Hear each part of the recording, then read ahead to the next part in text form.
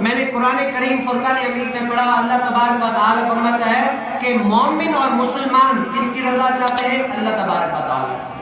قرآن کیا کہتا ہے کہ مومن اور مسلمان اللہ تبارک و تعالیٰ کی رضا چاہتے ہیں۔ آپ کو بھی پتا ہے کہ مومن اور مسلمان کس کی رضا چاہتے ہیں؟ اللہ تبارک و تعالیٰ کی رضا چاہتے ہیں۔ اور اسی قرآن میں لکھا تھا کہ اللہ تعالیٰ کی ناراضگی کرنے والا کرتا ہے، جو اللہ تعالیٰ کی ناراضگی کرنے والا اور اللہ تعالیٰ کی رضا چاہنے والا، یہ دونوں برابر نہیں ہو سکتے۔ یا تو اللہ تعالیٰ کی ناراضگی چاہے گا یا اللہ تعالیٰ کی رضا چاہے گا۔ اب بندے کے بیچ میں یا تو اللہ کی رضا چاہے یا اللہ تعالیٰ کی ناراضگی چاہے۔ اب رضا کیسے چاہے گا؟ جس طرح بات گھما پھرا کر وہی آئے گی، کیا رضا اس طرح کہ رب تعالیٰ نے جس طرح بندوں کو قرآن میں حدیث میں جینے کا حق سکھا دیا، اس طرح اگر بندہ چلتا ہے تو رب تعالیٰ کی رضا حاصل کرتا ہے۔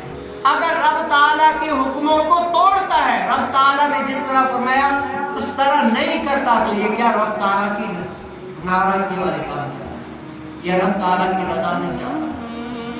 آج ہم دیکھنا، ہم نے قرآن کو پڑھا تو ہے الحمدللہ رب العالمین الرحمن الرحیم، لیکن کبھی تفسیر اٹھا کر قرآن کو دیکھیں تو صحیح قرآن کہتا کیا ہے ہم سے، قرآن ہم سے کہتا کیا ہے۔